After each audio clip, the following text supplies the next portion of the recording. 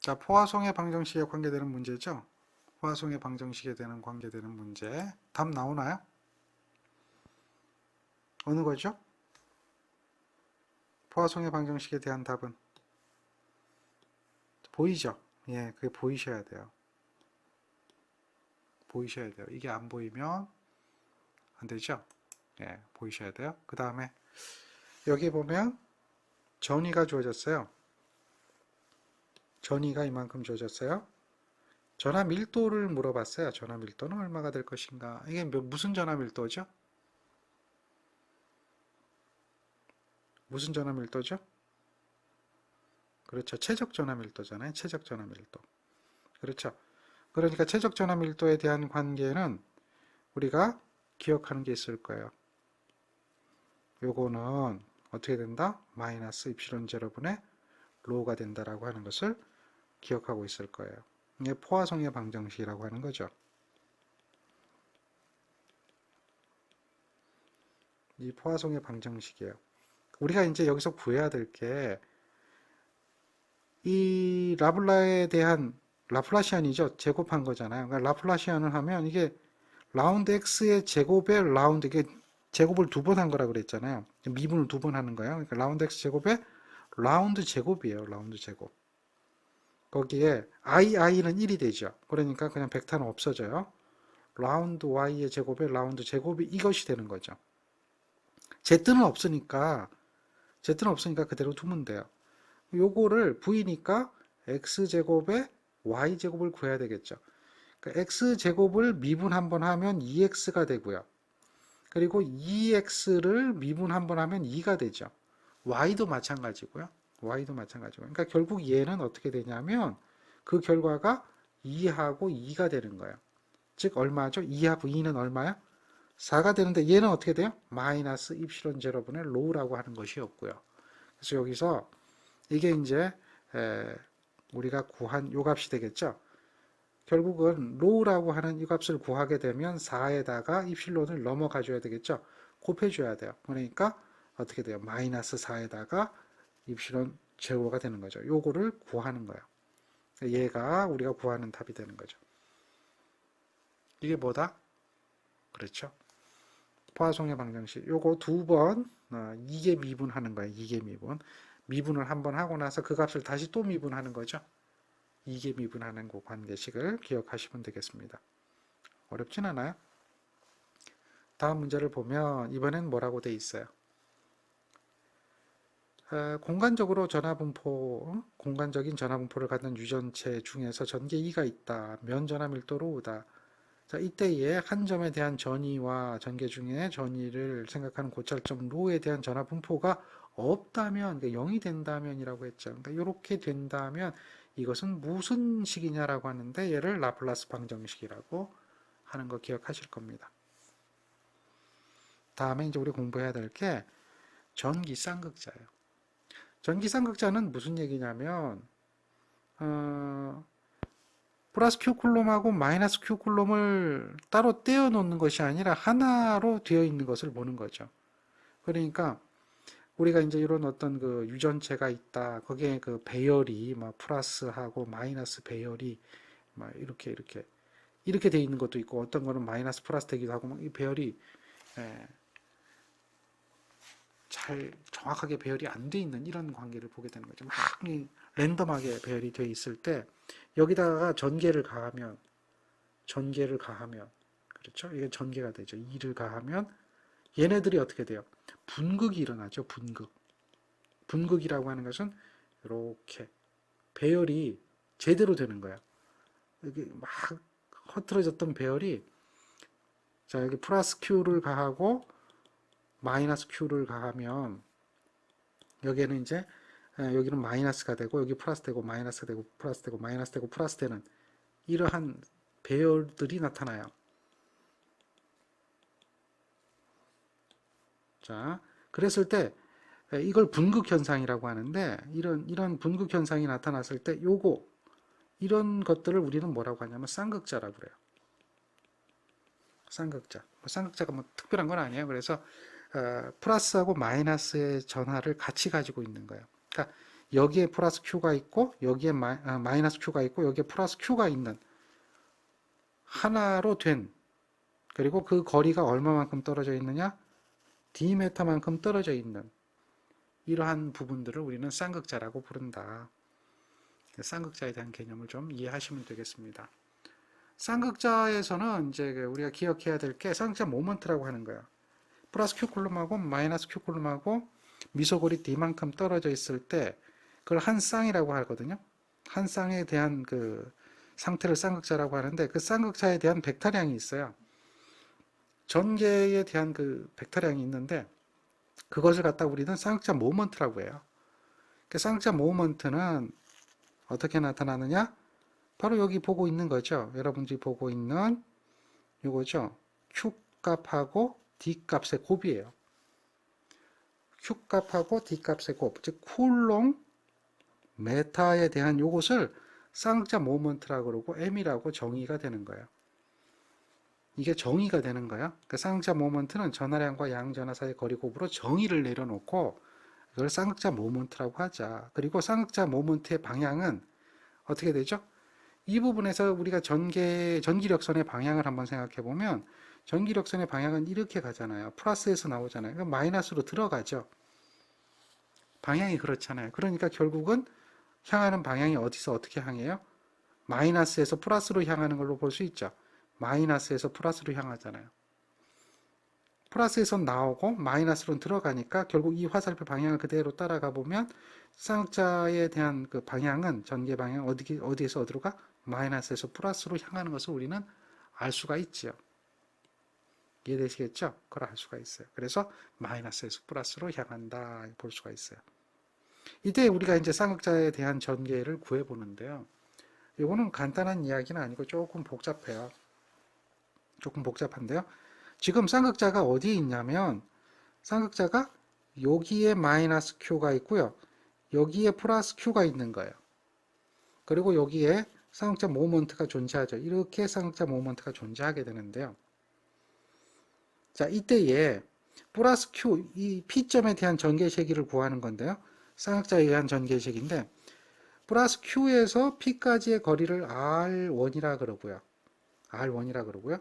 그 다음에 이 마이너스 Q에서 P까지의 거리를 R2라 그러죠. 이렇게 R2가 있어요. 그래서 이 부분에 대한 쌍극자에 의한 P점에 대한 우리가 전개 시기를 구해야 되죠. 근데 R2가 R1보다는 좀 길죠. 좀 길어요. 그런데 이것을 갖다가 요점까지를 생각하면 R1과 R2의 길이가 같아져요. 그러니까 여기서 요까지의 길이를 무시하면 같아질 수가 있어요. 근데 이제 잘 보세요. 여기가 지금 R2-R1이에요. 그럼 R2-R1인데 R2-R1 지금 표시하는 요 부분이에요. 요렇게 지금 표시되는 부분. 자, 요 부분이죠. 지금 보이는 부분이에요. 진하게 표시한 부분이 여기가 뭐라고요? R2-R1이에요. R2-R1이라면 그럼 여기서 여기까지 거리가 D라면 자, 그리고 여기서 이루는 각을 요 각을 중심으로부터 이루는 각을 세타라고 하면 실제 요 각은 세타는 아니죠. 세타는 아니지만 근사적인 세타라고 보면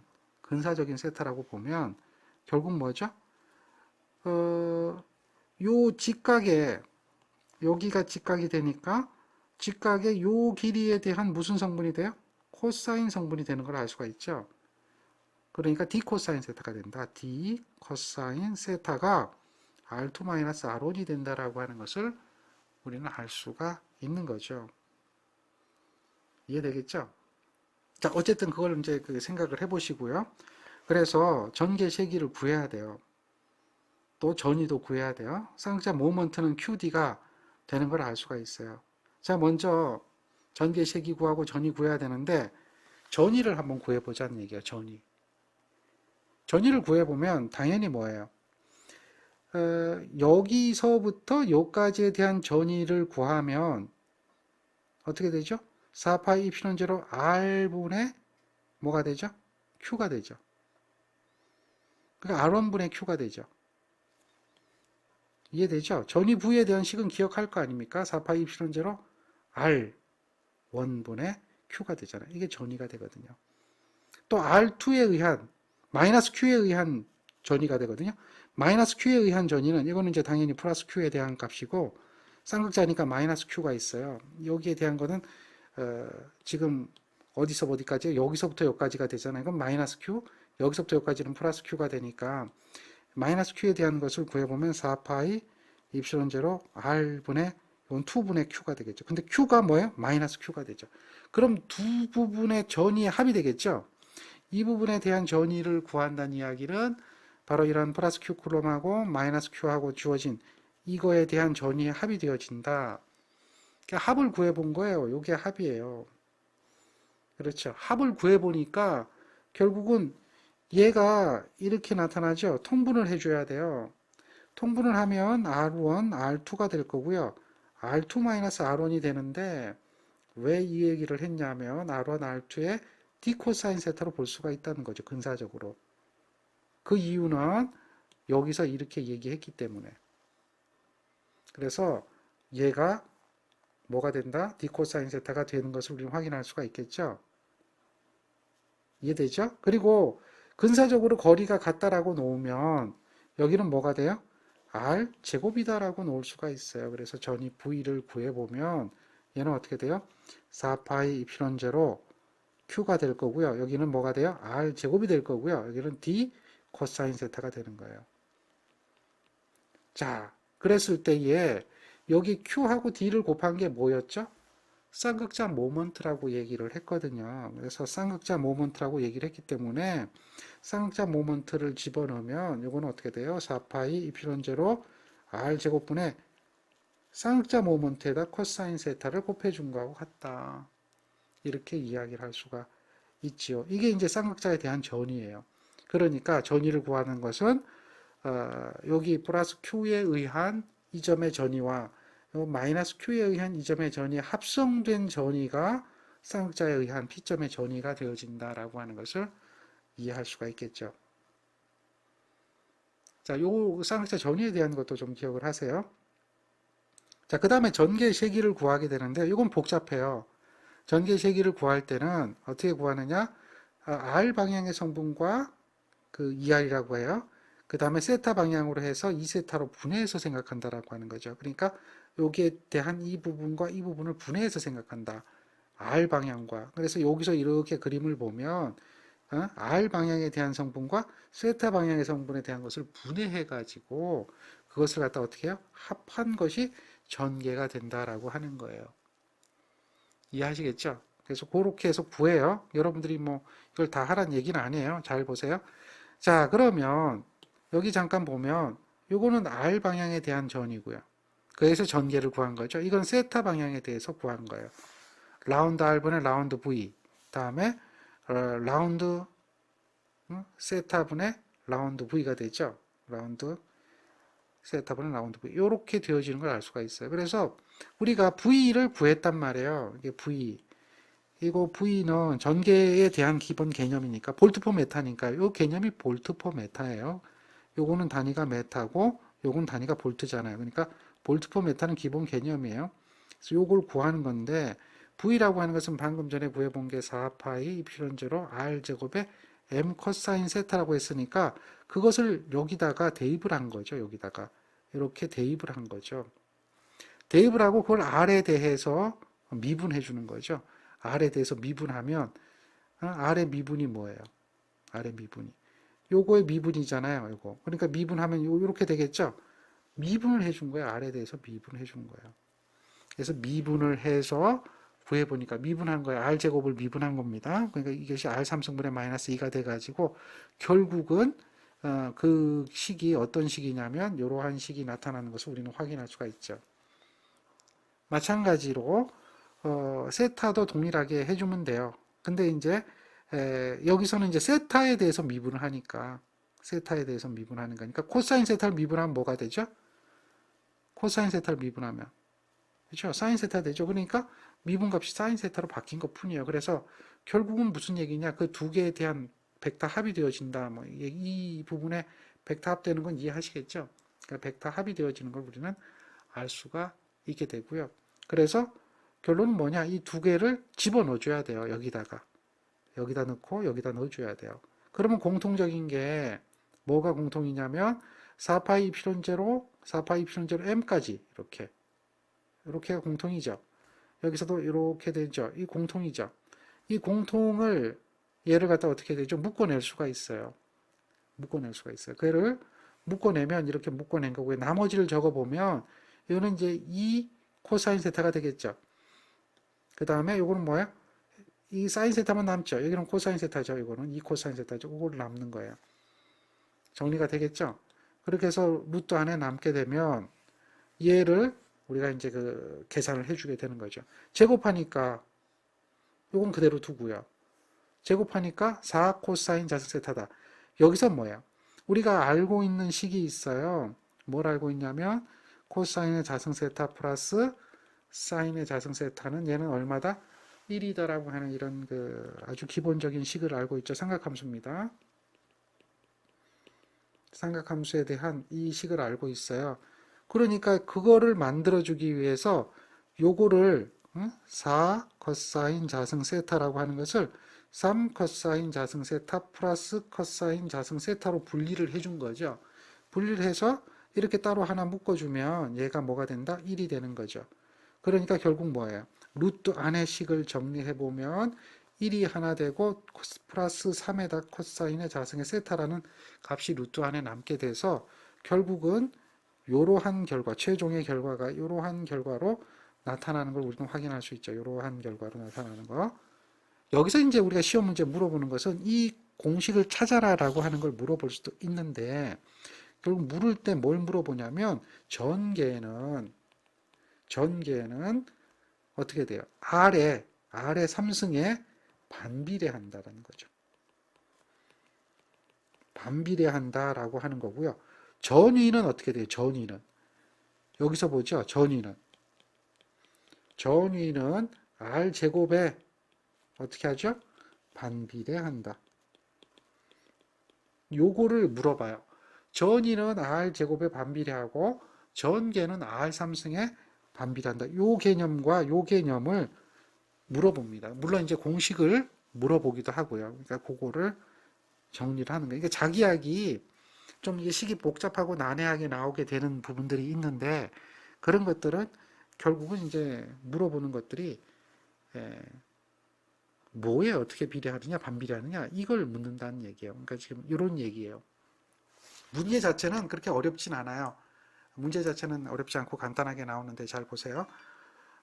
전기쌍극자로부터 R메타만큼 거리만큼 떨어져 있다라고 하면 V는 전개가 아니에요. 얘는 뭐죠? 전위입니다. 전위.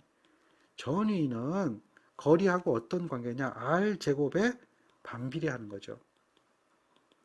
R제곱에 반비례한다. 전개는 R3승에 반비례한다는 얘기죠. 그러니까 전위에 대한 식을 P점의 전위에 대한 식을 구하는 것도 괜찮아요. 이거 4파이 입실론 제로 R제곱에 뭐야? 쌍극자 모먼트에 대한 이야기고 전개식이 이걸 구한다라고 하면 얘는 어떻게 되죠? 4파이 입실론 제로 R3승이죠. 여기서는 R3승입니다. R3승이 되고 거기에 이제 여기는 이게 바뀌는 거죠. 1 플러스 코사인 3승의 세타가 되어지는 이야기를 우리는 기억할 수가 있죠. 이 코사인 1 플러스 3승이 아니라 3의 코사인의 자승의 세타죠. 이렇게 되는 것을 우리는 알 수가 있죠. 그러니까 요거를 기억하는 거하고 요거예요. 요거 이 공식만 알면 뭐 크게 문제될 건 없어요. 이 정도로. 그래서 그거를 찾는 것이니까 얘가 답이 되는 거죠. 또 문제를 보세요. 쌍극자가 있다. 쌍극자가 있는데 쌍극자에서부터 얼마만큼 떨어져 있다는 얘기예요. 거리 R만큼 떨어져 있다 이거예요. 전개는 어떻게 되느냐면 R3승에 반비례한다는 거죠. 그러니까 결국은 요식과 요식에 대한 결과식을 가지고 반비례하는 관계를 찾아내는 거죠. 그리고 문제가 좀 어렵게 나오면 이런 식의 나온 문제가 어렵게 나오는 거예요. 쌍극자의 중심을 좌표 원점으로 해서 이 이야기는 아까 그림을 그릴 때 이렇게 플러스 Q하고 이렇게 해서 여기 마이너스 Q를 가지고 중심을 좌표 원점으로 하는 거예요. 그래서 여기가 x축의 방향이 되고 다음에 여기가 뭐 y축의 방향이 된다면 이제 이게 x축이 되겠죠. 여기가 y축이 되겠죠. 이렇게 x축의 방향과 y축의 방향을 놓았다면 그 얘기요. 직각 방향으로 해서 거리 rm만큼 떨어진 점, 이 중심으로부터 거리 rm만큼 떨어진 점에 대한 rm만큼 떨어진 점, 요점에 대한 전개 세기를 구하라는 얘기예요. 전개 세기를 구하라. 근데 이 전개 세기는 어떻게 구해지는 거예요? 전개 세기는 우리가 아까 구할 때 여기를 이렇게 놓고 R1이라고 놓고 여기를 이렇게 놓고 R2라고 놔서 그랬죠. 그래서 이걸 갖다가 전개를 구할 때에 이 방향과 이 방향 구해서 그거에 대한 합성을 한다 그랬죠. 이렇게 해서 구한 것이 전개색이 2다. R과 세타의 방향으로 놓고 세타라고 하는 것은 요게 세타가 된다 그랬죠. 그리고 요렇게 놓고 나서 여기가 뭐라 그랬어요? 요거 R2 여기 R1이라 그러고 여기 R2라 그러면 R2-R1이 되고 이것은 D 코사인 세타가 된다. 뭐 이렇게 이제 여러분들 기억할 거예요. 여기서 여기까지가 D가 된다. 이게 이제 쌍극자란 이야기죠. 그 개념이에요. 근데 결국은 이걸 구해서 보니까 얼마가 나왔냐면은 얘는 어떻게 되어요? 4파이 입실은 제로 R 3승분의 M에다가 루트에다가 1 플러스 3의 코사인의 자승의 세타라고 얘기가 됐거든요. 이렇게 얘기가 된 식에 의해서 자, 문제가 물어볼 때 뭘 물어봤냐면 전개의 세기가 가장 큰 점은 X축과 몇 도의 각을 이루는가 라고 물어봤어요. X축하고의 각을 몇 도를 이루어야지만이 되는가 라고 물어보는 거예요. 그러니까 지금 이거는 이 각도는 무슨 축하고 각도예요? Y축하고 각도입니다. 그렇죠? Y축하고 각도예요. Y축하고 각도니까 그 Y축에 대한 부분에 대해서 전개를 구할 때 코사인의 값이잖아요. 코사인. 그렇죠? 코사인의 값이면 코사인은 그 크기가 코사인 0도일 때가 그 크기가 얼마예요? 1이 되어지는 걸 우리는 알 수가 있는 거죠. 그렇죠? 그러니까 전개 세기를 구할 때는 전개 세기가 가장 큰 점은 코사인이 0도일 때다는 얘기야. 코사인이 0도일 때다. 그래서 얘가 최대가 되는 거죠. 전개 세기가.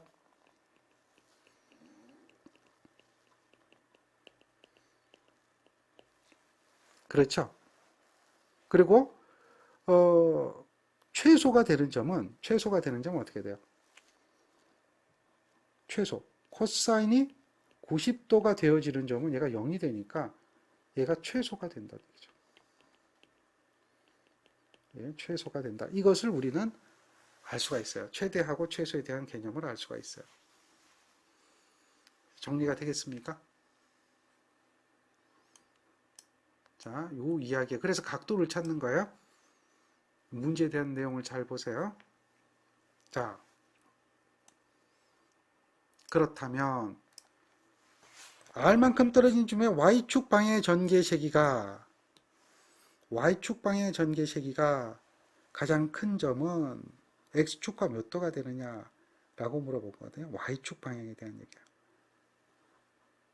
자, 그러면 X축하고에 대한 각도를 물어보니까 X축하고에 대한 각도는 결국은 뭐가 돼요? 반대가 되는 거죠, 반대. 여기 요 X축이잖아요. X축하고에 대한 각도는 어떻게 될 것인가? 이걸 찾아보시면 돼요. 그러니까 우리가 지금 각도를 이야기할 때 이 부분을 이야기했으니까 이 부분은 그렇죠. 여기가 0일 때 얘가 뭐가 돼요? 90도가 되는 거죠. 또는 여기가 90도일 때 그럼 여기는 뭐가 되는 거죠? 0이 되는 거죠. 0. 여기가 90도면 여기가 0이 되는 거죠. 그러니까 그 개념을 가지고 이야기를 하면 돼요. 이해되겠습니까? 그래서 결국은 지금 여기서는 전개세기를 이야기할 때에 Y축 방향에 대한 전개세기라고 얘기했기 때문에 Y축에 대한 방향이에요. y축 문제가 상당히 어려워요. 그러니까 y축이라면 자 어디까지 가야 되냐면 이 부분이죠. 여기까지가 가야 돼요. 여기서부터 이야기가 되고 그리고 결론은 이렇게 나와서 합성이 되어지는 부분까지 가야 되거든요. 그래서 요 R 방향하고 세타 방향하고 합성해서 계산이 돼야 되는 부분이죠. 그렇게 생각하셔야 돼요. 그래서 결국은 그런 과정들을 고려해 보면 이 문제에서 요구하는 사항은 뭐가 되느냐? 결국 여러분들 생각해 보세요. 최대 최소를 묻는 것은 90도 아니면 0도죠. 90도 또는 0도죠. 이게 최대 또는 최소가 되는 거죠. 그러니까 여기 답을 보면 얘네들은 답이 될 수가 없어요. 답이 될 수가 없어요. 그러니까 답이 되는 것은 얘가 되는 거죠. 즉 x축하고 0도가 되어지는 것은 y축하고는 90도가 되어지는 거죠. 90도가 되는 거죠. 그러면 전개시기는 어떻게 돼요? 최소가 되는 거예요. 전개시기는 최소가 되는 거예요. 이해하시겠죠? 근데 대신에 y축 방향에 대한 전개시기는 최대가 되는 거예요. 이 전개가 지금 이 이야기를 쉽게 생각하려면 얘가 움직이는 거잖아요. 얘가 움직이는 거죠. 이렇게 가기도 하고 이렇게 가기도 하고 이렇게 가기도 하고 이렇게 가기도 하죠.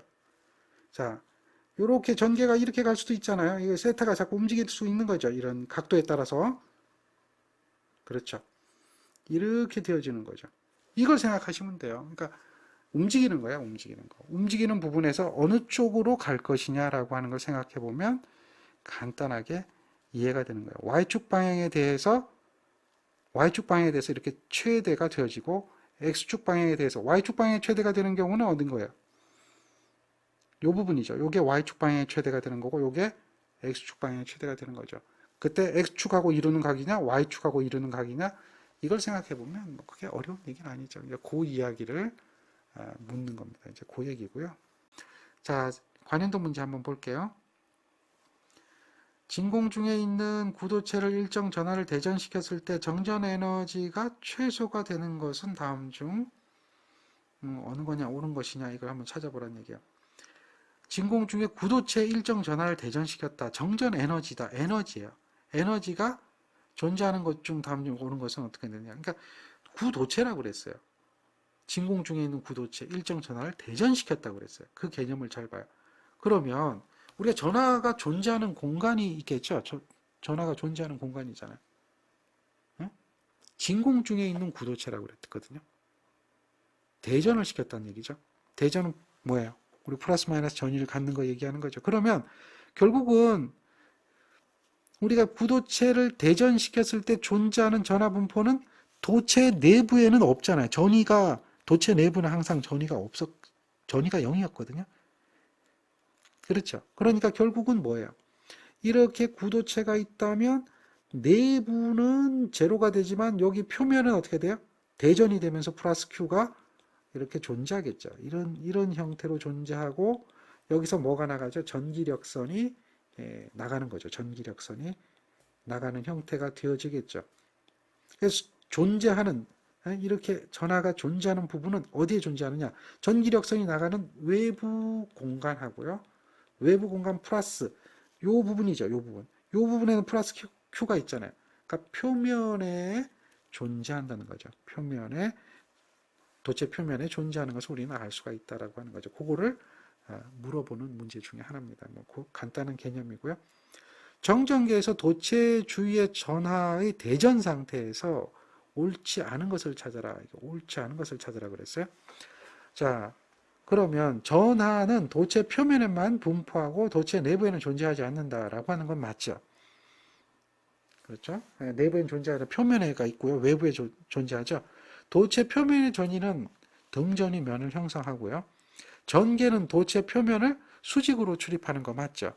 그리고 전하 밀도는 곡률 반지름이 작으면 곡률은 어떻게 되죠? 곡률 반지름이 작으면 곡률이 커진다는 거죠. 곡률이 커진다는 이야기는 뾰족해진다는 얘기죠. 뾰족해진다. 높아진다. 그러면 전하 밀도가 어떻게 된다 그랬어요? 전하 밀도가 높아진다. 뭐 이런 이야기한 거 기억하시죠? 그래서 이게 지금 잘못된 이야기다. 뾰족해지면 전하 밀도가 높게 나타날 수밖에 없는 거죠. 이해됩니까? 자, 그 다음에 전기력선에 대한 성질 중 틀린 것은? 이라고 물어봤어요. 역시 잘못된 건 묻는 거야. 전하가 없는 곳에서의 전기력선의 발생 소멸은 없다. 그렇죠. 그러니까 이건 여러분들 이걸 생각하시면 돼요. 플러스 Q가 있고 마이너스 Q가 있다면 플러스 Q, 마이너스 Q에서 전하는 어디에서 어디로 향해요? 플러스 Q에서 마이너스 Q로 향하는 거죠. 이거 기억하시는 거죠. 이렇게. 이렇게 가면 이렇게 들어오고 이렇게 가면 이렇게 들어오고 이렇게 가면 이렇게 들어오죠. 이해되시죠? 이거예요. 이게 전기력선을 얘기하잖아요. 전기력선. 전기력선의 성질. 그래서 플러스 Q에서 발생하고 마이너스 Q에서 끝납니다. 그리고 연속적이지 않는 거죠. 그리고 자신만이 패곡선이 되는 일도 없죠. 그리고 어떻게 돼요? 등전이 면하고는, 등전이 면이라고 하는 건 뭐예요? 이렇게 전이가 같은 점을 이렇게 이은 면이 되겠죠. 등전이 면이 이렇게 존재할 거 아니에요. 물론 여기서도 마이너스 Q에 대한 등전이 면이 이렇게 존재하겠죠. 같은 전이들을 이은 면이 되겠죠. 그랬을 때 이 부분에 만나는 부분은 항상 어떻게 만나는 거예요? 수직. 수직으로 출입하는 거죠. 수직으로 출입하는 걸 알 수가 있죠. 그리고 전기력선은 도체 내부에 전기력선은 없죠. 전기력선은 도체 내부에 존재한다가 아니라 존재하지 않고요. 그렇기 때문에 도체 내부의 전위는 뭐가 된다고 그랬어요? 도체 내부 전위. 이 도체 내부의 전위는 항상 뭐다? 제로다, 0이다. 이런 것도 우리가 알 수가 있는 거죠. 자, 그 다음 문제 볼까요? 역시 똑같은 이야기인데요. 대전 도체 표면의 전하 밀도는 도체 표면의 모양에 따라서 어떻게 변하는가? 곡률과 곡률 반지름의 관계에 대한 얘기인데, 곡률이 크면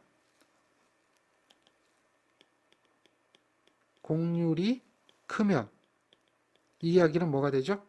반지름, 곡률 반지름이 어떻게 된다는 얘기죠? 작으면 전하 밀도가 높다는 얘기죠.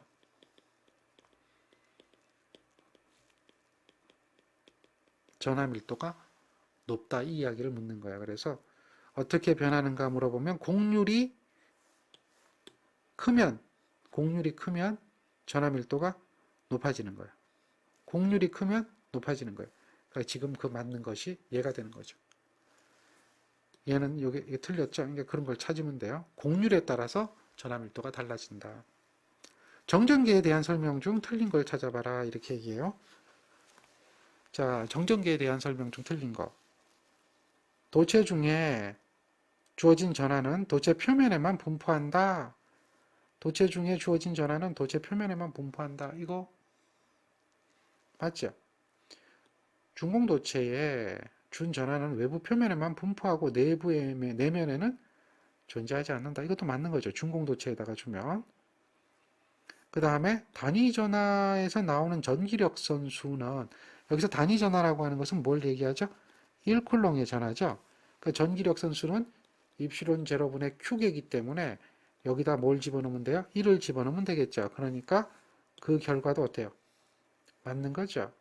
전기력선은 전하가 없는 곳에서 서로 교차한다. 이렇게 얘기하는데, 전기력선은 서로 교차하지 않죠.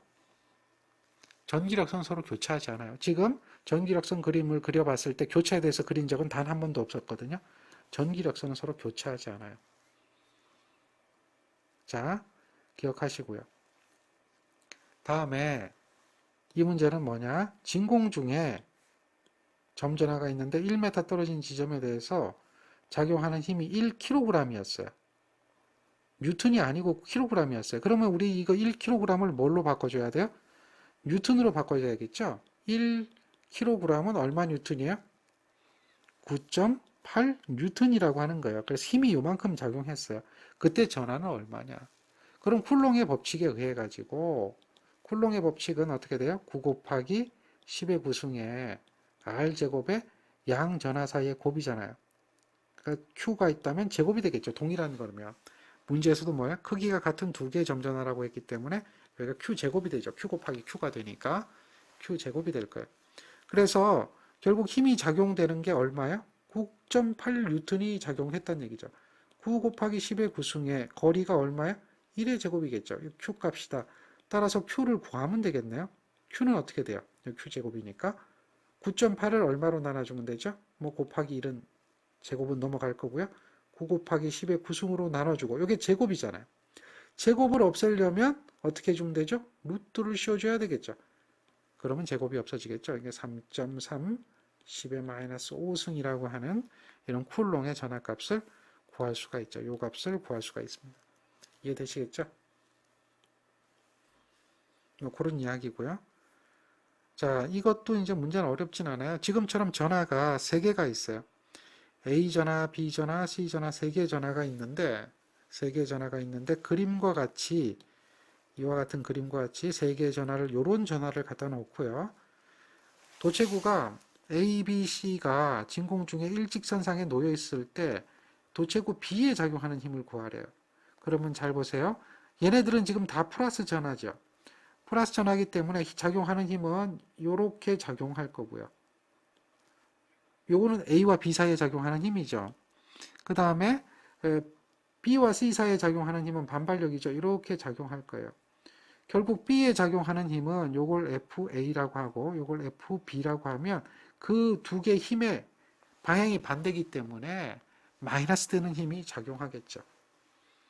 무슨 얘기인지 알겠죠? FA를 구하면 C하고 B 사이에 작용하는 힘이 되고요. FB를 구하면 요거는 A하고 B 사이에 작용하는 힘이죠. 그래서 A하고 B 사이에 작용하는 힘을 구해본다. 지금 파란색이니까요.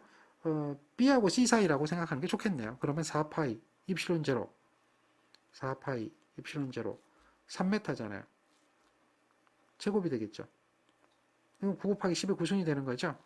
여기다가 전하량 파란색이니까 BC니까 B의 전하는 어떻게 돼요? 요거하고 요거가 되겠죠.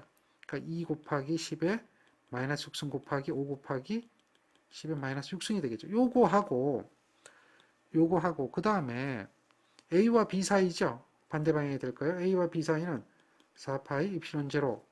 이건 얼마예요? 2의 제곱이 되겠죠.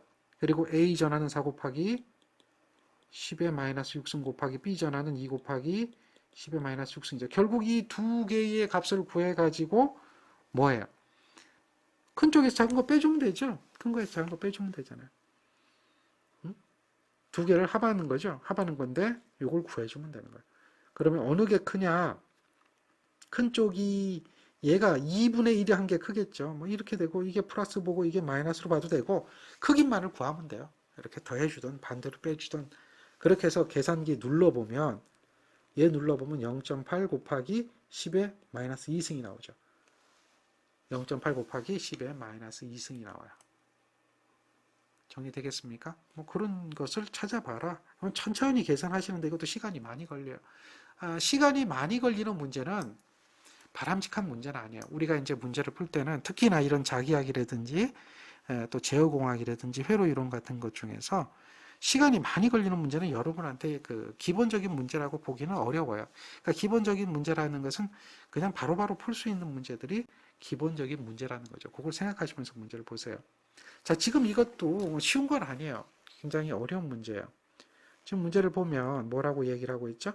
요런 x가 3이고 y가 0이고 z가 0인 점에 이러한 전하가 있대요. 그런데 점에서 이러한 점에 떨어진 점에 대한 전개 세기를 구하래요. 그럼 벡터를 생각할 수밖에 없는 거예요. 벡터를 생각하는데 벡터는 어떻게 그려야 돼요? 이렇게 x축하고요. y축이 있겠죠. 요게 y축이고 요게 x축이고요. 자, 이렇게 돼 있는 게 z축이 되겠죠. 지금 자, 좀 그림을 잘 그려볼게요. 이렇게 돼 있고요. 점 300이라고 하는 것은 x가 3이고 y도 0이고 z가 0인 점이죠. 그러니까 점 300이라고 하는 것은 3,00는 요거는 바로 요 점이 되겠죠. 이해되시죠? 이런 점이 되겠죠? 거기에서 어디로 가요? 6이 되는 거예요. 6. x축에 대해서 6이 된다라고 하면 뭐 요만큼 떨어진 점이 6이 되겠네요. 6. 그 다음에 얼마죠? 4. y가 4예요. 요 정도 되겠네요. 4. 그러면 이렇게 오겠죠. 요 점이 되겠죠. 만나는 점이. z가 0이니까 그냥 평면에 존재하네요. z축이 제로니까. 그러면 실제로 여기서부터 여기가 얼마예요? 요 점은 얼마가 돼요? 6,4,0인 점이 되어 있다면 이렇게 보면 여기서부터 요까지가 되겠죠. 그러니까 요 길이가 얼마가 돼요? 요 길이가 4가 되고 요 길이가 6-3이 되죠. 6-3이 되니까 요 길이가 3이 되니까 여기가 얼마죠? 직각삼각형이 되면 여기는 당연히 5가 되겠죠. 5m만큼 떨어진 점에 대한 뭐예요? 전개 세기를 구하라는 얘기예요. 5m. 근데 x방향으로는 3i가 되죠. y방향으로는 4j가 되죠. 그거를 우리는 기억할 수가 있어요. 자, 단위 벡터를 구할 때도 그래요. 그러면 전하가 여기에 얼마 있어요? 요 점에 4 곱하기 10의 마이너스 9승쿨럼의 전하가 존재했기 때문에 그 부분에 대해서 전개 세기를 구하라 라고 한다면 전개 방향 벡터도 구할 수 있고요. 전개 세기를 구하라 한다면 전개 세기는 어떻게 돼요? 9 곱하기 10의 구성 4파이 입실론 제로죠. r제곱이니까 여기에 5의 제곱이 될 거 아니에요. 지금 우리가 5를 구했으니까 여기에 있는 이 5를 구했으니까 5의 제곱이 될 거예요. 5의 제곱분의 전하량 Q죠. Q가 얼마야? 4 곱하기 10의 마이너스 9승. 이게 볼트 퍼 메타가 돼요. 전개 세기를 구한 거예요. 전개 세기를 구한 거예요. 그래 구하시면 되고 그 다음에 우리가 이제 이 벡터에 대한 이 값을 구해보니까 얘가 얼마 나오냐면 36, 25 이렇게 나온다는 이야기예요. 그래서 그게 36, 25니까 벌써 답은 뭐예요? 이게 구해진 거죠. 답은 이거밖에 될 게 없잖아요. 얘는 아니잖아요. 왜? 이건 1, 1이잖아요. 방향이. 이거는 방향이 3, 4 맞고요. 방향을 구해야 되잖아요. 단위 벡터를 구하라 그랬거든요. 우리 단위 벡터는 어떻게 구했어요? 단위 벡터는. 단위 벡터를 구할 때 단위 벡터는 뭐예요? 크기분의 벡터의 크기분의 벡터의 크기분의 벡터죠. 벡터의 크기분의 벡터잖아요. 그거잖아요. 그러니까 벡터의 크기는 얼마냐면 5거든요. 벡터는 얼마야? 지금 보니까 3i 4죠. 3i 4j죠. 이게 벡터거든요. 3i 4j. 그러니까 여기에 있는 요게 3i 4j가 3i 4j가 된다는 이야기죠. 그렇게 해서 계산해보면 요게 단위 벡터가 되니까 단위 벡터를 구해보면 요거는 5분의 1은 그대로고요. 3i 4j 뭐 이런 식으로 나타낼 수가 있는 거죠. 뭐 어려운 건 아니에요. 그래서 그거에 대한 값을 맞게 구한 것은 얘가 된다는 거죠. 그러니까 이것도 우리가 이제 기억을 해줘야 되고 만약에 여기서 Z방향으로라고 주어지는 거예요. Z방향으로. 그럼 Z방향에 예를 들어서 3이다. Z방향에 3이다. 뭐 이러면 어떡할 거예요? 여기가 3이다라고 하면 6, 4, 3이다라고 하면 만약에 그런 경우가 나왔다. Z방향에 3이다라고 하는 이런 결과까지도 더 주어졌다라고 하면 그때는 여기가 3이 되겠죠. 그러면 얘가 위로 올라가요. Z방향으로 이렇게. 3만큼 위로 올라가죠. 요게 3이 되겠죠. 그래서 여기서 좀 더 입체적으로 그림이 그려지죠. 이거를 좀 더 쉽게 그리려면 색깔을 바꿔볼게요. 여기서 여기까지가 3만큼 올라가면 요 점이 되어질 거고 그때는 거리가 요만큼 나오겠죠. 그래서 직각이 어디가 돼요? 여기가 직각이 되는 거고요. 요 길이가 3이 되고 요 길이가 5가 되죠. 그러니까 우리가 구하고자 하는 이 R의 크기를 구하라 그러면 그때는 어떻게 되겠어요? 그렇지. 3의 제곱에 5의 제곱을 루트 씌워주고 그게 크기가 되겠죠. 단위 벡터를 구하라 그러면 단위 벡터는 어떻게 돼요? 여기서 구하면 되잖아요. 여기서. Z방향까지 구하면 되죠. 3Z까지 구하면 되죠. 그러니까 Z는 K로 보면 되니까 3K.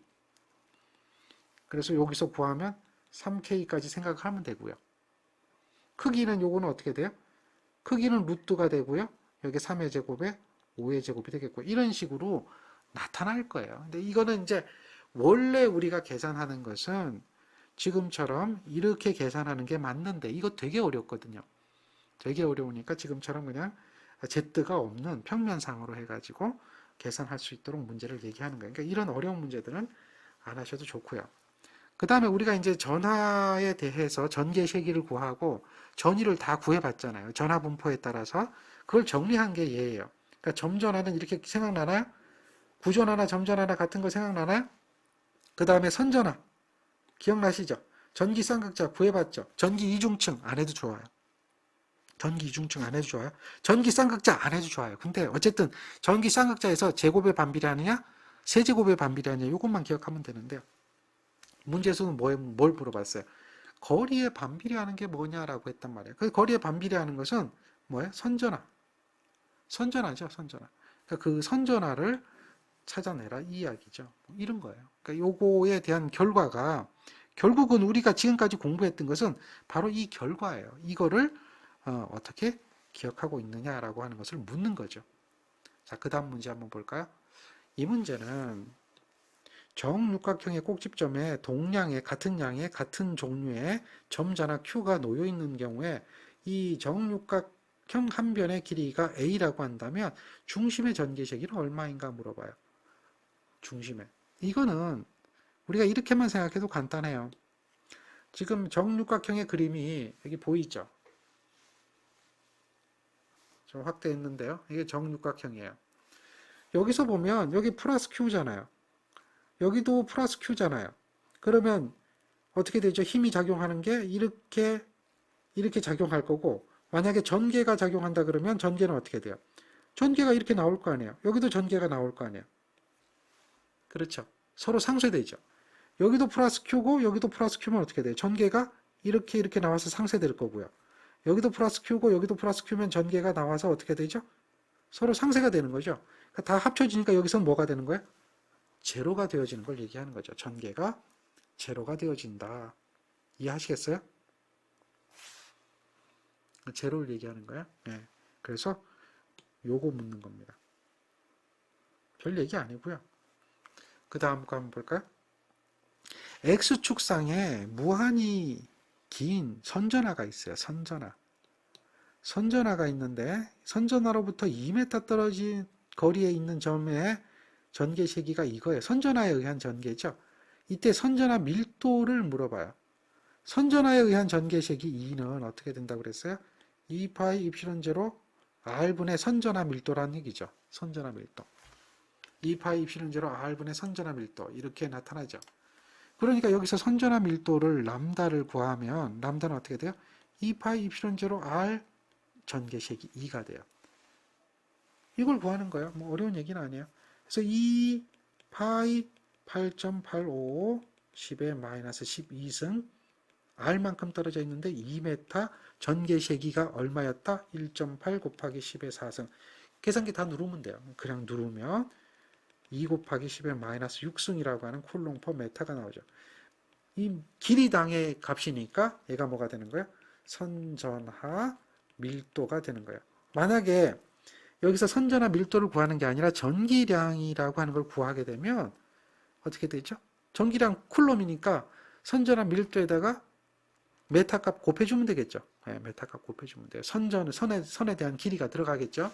선에 대한 길이가 들어가면 돼요. 근데 그 길이가 지금 주어지지 않았어요. 네, 그걸 구하라 그러면 그걸 집어넣고 계산하시면 돼요.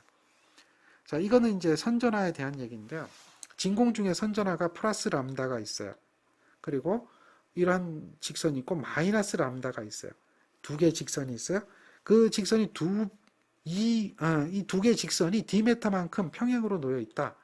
D메타만큼 이렇게 여기 D메타만큼 평행으로 놓았어요. 평행이라는 얘기는 나란하다는 얘기죠. 그랬을 때 A에서 3분의 D 되는 지점의 전개의 세기를 구하래요. 그러니까 그림을 그려보면 이거죠. 여기는 플러스 람다라고 하는 게 있고요. 여기는 마이너스 람다라고 하는 게 있어요. 여기에서 3분의 D, 이게 전체적인 기름이 D라고 한다면 여기에 얼마가 떨어진 거예요? 3분의 D만큼 떨어진 지점, 거기에 대한 전개세기를 구하라는 얘기죠. 그러면 플러스에 의한 전개세기는 이렇게 존재하겠죠. 그 다음에 또 이 마이너스에 의한 전개세기는 들어오는 거죠. 방향이 그잖아요. 방향이니까 결국은 또 어떻게 돼요? 이렇게 마이너스에 의한 전개세기가 존재하겠죠. 결국은 두 전개세기의 합이 된다는 거죠. 그래서 이 플러스에 의한 전개식이는 어떻게 돼요? 이렇게 되겠죠. 2파이 입실론 제로 r, r이 얼마야? 3분의 1의 d죠. 3분의 1의 d예요. 람다, 플러스 람다야, 플러스 람다. 이거 하고 다음에 요 나머지 요쪽 마이너스에 의한 전개식이는 어떻게 되냐? 플러스가 되겠고요. 마찬가지예요. 2파이 입실론 제로 뭐가 되죠? 거리가 3분의 2가 되죠. 여기서 여기까지가 3분의 1이면 여기서 여기까지는 3분의 2가 되잖아요. 그러니까 어쨌든 요점에 대한 걸 구하는 거니까. 그렇죠? 여기 있는 요점을 구하는 거 요점. 그러니까 여기는 어떻게 된다? 3분의 2d가 되겠죠. 람다인데 무슨 람다야? 선전화 람다죠. 이해되겠죠? 그거예요. 그래서 람다 1, 람다 2가 있다면 뭐 플러스 람다가 있다면 마이너스 람다가 있다면 그것을 넣어주면 돼. 이거는 마이너스 람다라고 하는 것은 크기를 얘기하는 게 아니라 방향을 얘기했기 때문에 결국은 뭐예요? 여기서는 뭘 구한 거죠? 여기서 벌써 마이너스 돼 있는 거죠. 방향을 고려한 거죠. 그러니까 마이너스라고 굳이 집어넣지 않아도 돼요. 그래서 이걸 정리를 하면 어떻게 됩니까? 공통 부분 2파이 입실론 제로 람다라고 하는 것은 끄집어내겠죠. 그리고 어떻게 되죠? 3분의 1이 남아요. 3분의 1 d잖아요. 그러니까 얘는 뭐야? d분의 3이 되겠죠. 3분의 d니까 d분의 3이 되죠. d분의 3. 다음에 여기는 어떻게 돼요? d분의 2d분의 얼마예요? 2d분의 3이 되죠. 자, 이렇게 나타나면 이걸 통분을 해줘야 돼요. 통분. 통분하면 어떻게 되느냐? 2d가 되겠고요. 여기는 얼마예요? 6이 되고 여기 3이 되니까 얘는 2d분의 9가 되죠. 2d분의 9. 결국 여기가 그 값이 얼마가 되느냐? 2파이 입실론 제로 2d분의 9가 되니까 2d, 여기 2d에 9 람다가 되잖아요. 2d. 그러니까 여기에 있는 요 2하고 2는 곱해지면 결국 얼마가 되겠어요? 2하고 2가 곱해지면 여기 2하고 곱해지면 얼마가 되겠어요? 여기 그냥 d가 되겠고 여기는 4가 되겠죠? 그렇죠? 네, 그렇게 나타나게 돼요. 그거를 찾아봐라. 그래서 9 있는 거 찾으면 뭐 요거밖에 없죠. 네, 그거밖에 없는데 그런 개념을 적용해서 문제를 풀어라는 얘기예요. 문제가 쉬운 건 아니에요. 근데 이제 이렇게 기본 개념을 적용해 줘야 돼. 선전화에 대한 개념입니다. 지금도 선전화가 이만큼에 돼 있는데 직선 도체 축으로 하는 거고 반경 R 메타의 원통 면상의 전개 세기를 구하라. 원통 면상의 이게 선전화죠. 결국은 원통 면이든 뭐든 간에 선전화에 대한 개념을 적용해 주면 된다. 무한 직선 도체의 선전화. 그럼 선전화는 어느 거예요? 딱 보면 얘가 선전화죠. 다른 건 아니잖아요. 네. 선전화죠. 그러니까 선전화 밀도를 구하고 선전화에 의한 전개. 요거를 찾아낼 수 있으면 된다라고 하는 거죠. 다음 것도 한번 보세요. 요거는 이제 그 표면 전화 밀도인데 구도체 표면 전화 그래 표면 전화 밀도라고 했기 때문에 면 전화 밀도가 되겠죠. 자, 구도체 표면의 전개 세기는 어떻게 되느냐라고 했어요. 구도체 표면의 전개 세기. 이해되시겠죠? 그 면전화 밀도가 되고 면전화 밀도, 메타 제곱당 쿨롱이 되는 거죠. 그 전기력선 밀도도 입실론 제로분의 쿨롱이 되는 거죠. 그러니까 그거예요. 그러니까 똑같은 거니까 요거는 구도체 표면이기 때문에 이거하고는 다른 거야. 이렇게 돼가지고 여기서 반을 잘라서 여기에 이제 면전화가 있을 때 시그마가 있을 때 이렇게 있을 때 여기 2분의 시그마 이게 2분의 시그마 이거하고는 다르다는 얘기죠. 이거는 순수한 면일 때고 이렇게 해서 전개 세기를 구하면 2 입실론 제로분의 시그마라고 나오는데 요거하고는 다른 개념이에요. 그거하고는 다른 개념이고 결국 얘는 입실론 제로분의 시그마입니다. 얘 2 입실론 제로분의 시그마하고는 개념이 달라요. 그건 좀 다르다. 그걸 생각하시면 되고요. 구도체에 대한 이야기고 요거는 지구 표면에 대한 얘기고요. 거기에 전개 세기가 있다고 가정하면 전하 밀도를 구하라. 이 면전하 밀도죠. 면전하 밀도. 그러니까 결국은 방금 전에 구도체라고 하는 거 있었잖아요. 구도체. 표면. 표면 전개 세기 2는 어떻게 된다고 그랬어요? 입실론 제로분의 시그마예요. 입실론 제로분의 시그마. 그렇죠. 근데 이제 구도체 표면인데 얘는 구도체를 갖다 특별한 조건을 주어졌어요. 지구 표면이라고 했어요. 지구 표면. 좀 안 보였나요? 구도체 표면인데 지구 표면이라고 주어졌어요. 지구 표면에서 대지로 향하는 전개, 지구 표면에서 대지로 향하는 전개라고 이야기를 하고 있어요. 그러니까 지구는 우리가 음전화로 보거든요. 음전화. 지표면 전화는 음전화로 보기 때문에 그 음전화에 대해서 전화 밀도가 마이너스 전화에 대한 성질을 띠고 있다라고 하는 거죠. 여기가 마이너스 띠고 있다. 요거는 지구 표면이기 때문에 고려하는 값이라는 거죠. 이해하시겠죠? 지구 표면이기 때문에. 자, 그랬을 때 전개 세기가 주어졌을 때 전하 밀도를 구하라 그러면 전개 세기는 300이잖아요. 마이너스에 전하 밀도 시그마는 모르고 이건 8.85 10의 마이너스 12승이죠. 이렇게 해서 구하면 되겠죠. 여기서 뭘 구한다? 시그마를 구하면 되죠. 그럼 곱해주면 되나요? 곱해주면 되죠. 그러면 요 값이 나오는 겁니다. 얘가 이렇게 곱해주면 되는 거죠. 뭐 어려운 건 아닙니다. 자, 요거는 이제 또 뭘 얘기하느냐? 표면 전하 밀도입니다. 면 전하 밀도예요. 자, 점 전하, 선 전하, 면 전하, 전기 쌍극자, 전기 이중층 가잖아요. 그러니까 점 전하, 선 전하, 면 전하. 이게 면 전하 밀도입니다.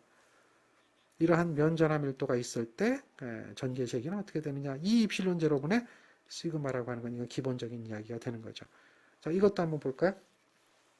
자유공간 중에 점이 이렇게 돼 있어요. 도체 표면상에 이런 점이 있는데 전개가 XYZ 방향으로 있어요. 그때의 면 전하 밀도를 구하라 이렇게 얘기하죠. 그러면 여기서도 도체 표면상 자유공간 중에서 도체 표면상에 전개가 있다. 전개가 있다. 그리고 XYZ축의 방향이 있다. 라고 하면 결국 전개에는 XYZ축이 있다면 그 크기를 구할 때는 어떻게 구했어요? 요게 6이면 제곱, 요게 2면 요거 제곱, 요게 3이면 제곱 이렇게 해서 전체 어떻게 해주죠? 루트 씌워줘야 그 크기가 되는 거죠. 그러니까 요거 계산해 보니까 얘가 얼마 나와요? 7 나오는 거예요. 7이에요. 전개가 이런 7m, 7이 되는 거죠. 7m만큼에 대한 개념으로 나타난다는 얘기예요. 이해되시겠어요? 6의 제곱, 2의 제곱, 3의 제곱을 하면 7이에요. 그러면 우리가 이제 그 자유공간 중에서 우리가 이 면전하를 따질 때 아까는 구도체 표면이라고 얘기했던 거가 있을 거예요. 구도체 표면이라고 얘기하면 어떻게 얘기되냐면 이렇게 구가 이렇게 있을 때 표면이면 요 위쪽에 면 하나만 보고 있는 거니까 그렇죠. 요거잖아요. 그 구도체 표면에 대한 얘기를 기억하는 거고 그 다음에 이렇게 돼서 면 전하를 이렇게 따질 때 절반으로 나눠 놓고 따질 때 2분의 시그마 2분의 시그마를 적용할 것이냐 구도체 표면은 시그마를 적용할 것이냐에 따라서 우리가 이제 전개색이 2가 입실론 제로분의 시그마가 되느냐 또는 뭐야 2 입실론 제로분의 시그마가 되느냐를 결정을 했잖아요. 그렇죠. 이거는 이제 그 도체 면상에 이러한 조건이 존재한다라고 하면 우리 그걸 구분하는 능력이 있어야 돼요. 그 구분하는 능력이 이것이 2 입실론 제로분의 시그마가 아니라 입실론 제로분의 시그마라고 하는 그런 조건이 존재하게 된다는 거죠. 그래서 결국은 이건 아니라는 거예요. 얘는 아니고 얘에 대한 개념처럼 도체 면상에서 시그마가 존재할 때라고 얘기를 하는 거예요. 도체 면상에서 뭐가 존재할 때? 시그마가 존재할 때. 이걸 존재하고 있다는 거죠. 시그마가 존재하고 있다.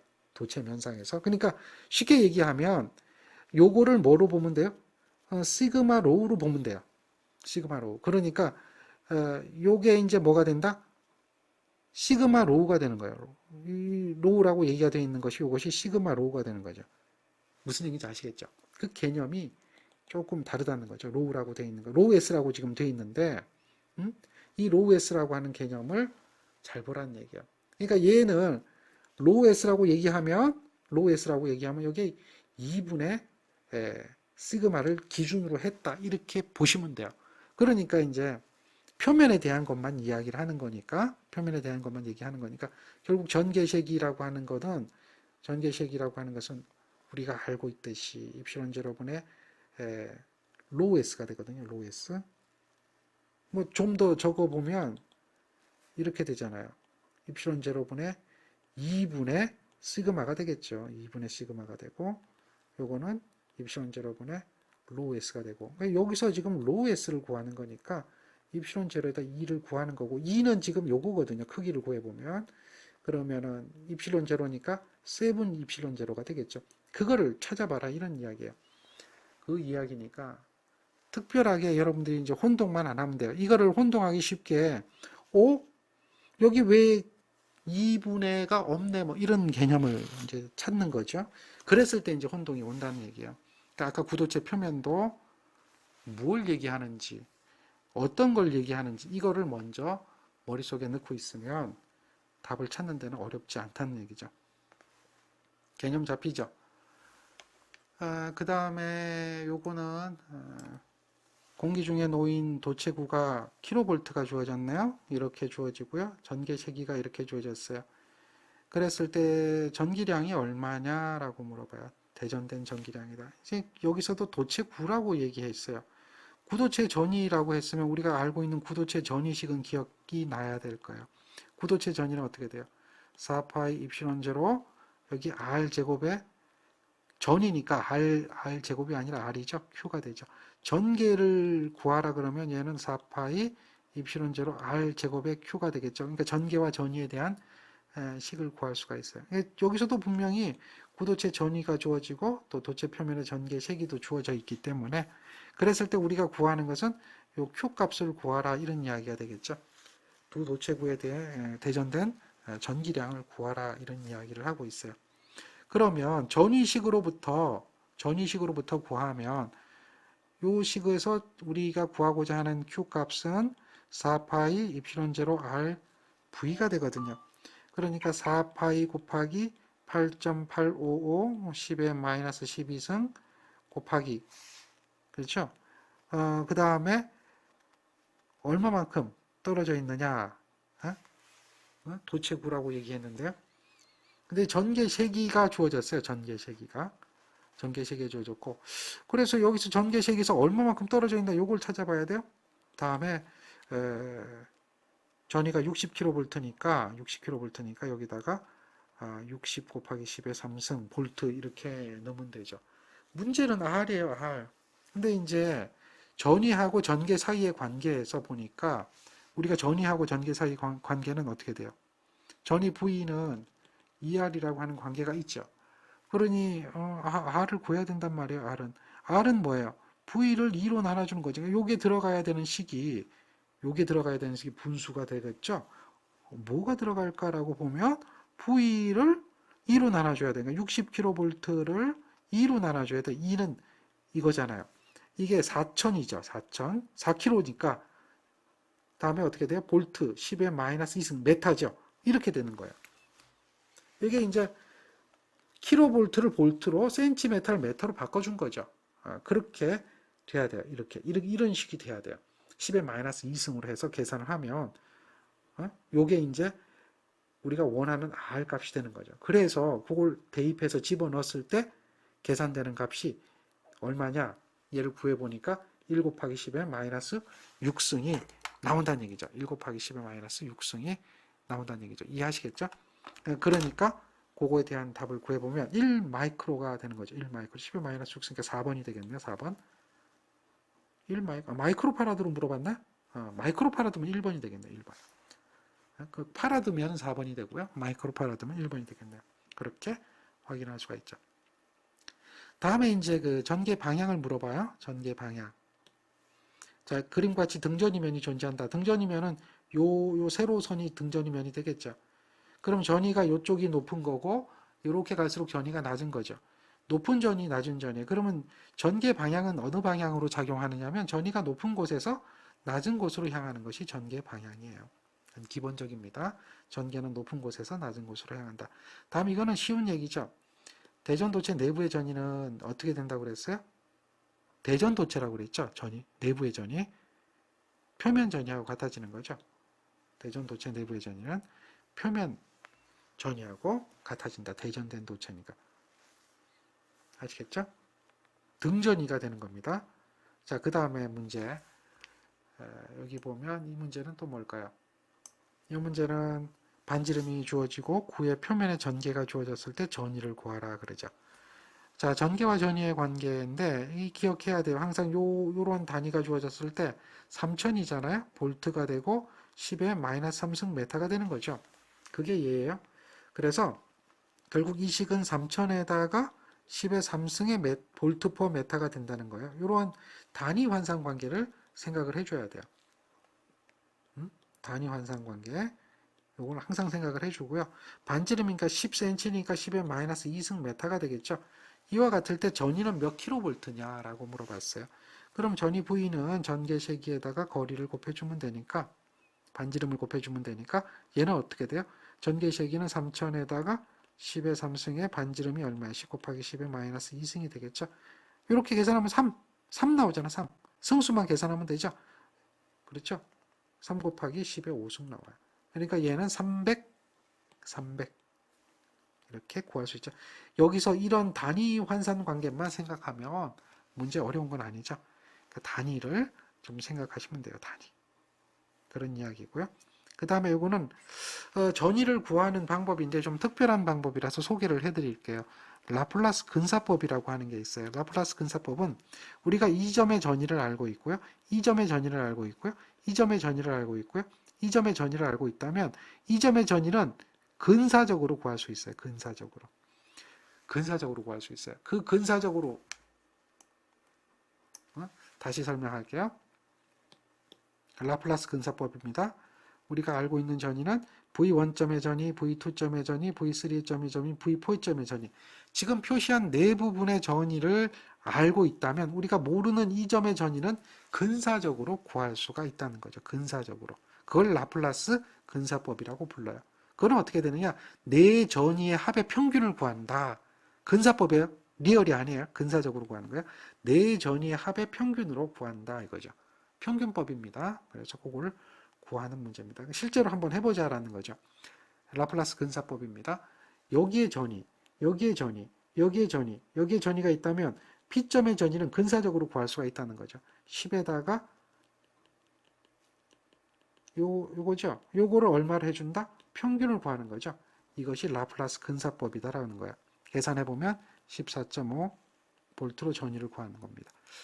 라플라스 근사법이 무언가를 기억하는 게 중요하기 때문에 예를 들어서 넣어드렸고요.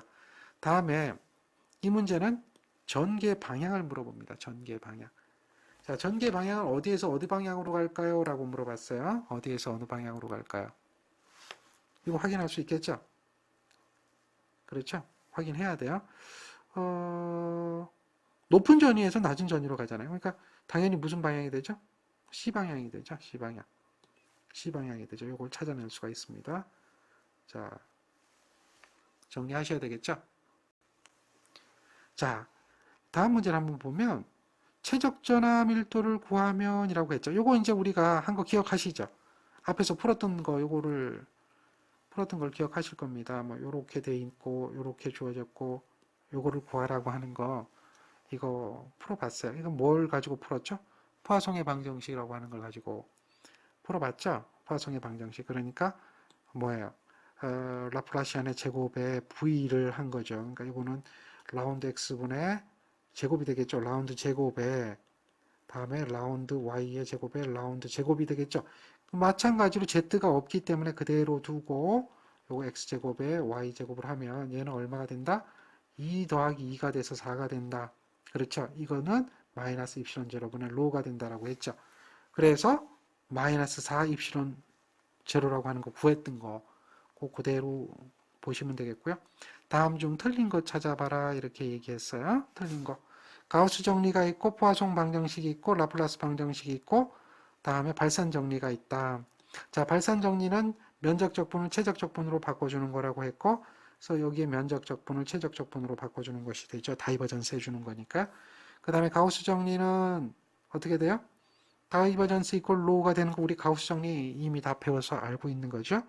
그 다음에 라플라스 방정식이라고 하는 것은 라플라스 방정식이라고 하는 거고 포화송의 방정식이라고 하는 것이 있는데 라플라스 방정식은 포화송의 방정식의 값에서 전하가 존재하지 않는 공간이라고 한 거 기억하고 있고요. 포화송의 방정식은 뭐가 틀렸죠? 마이너스 4가 빠져 있죠.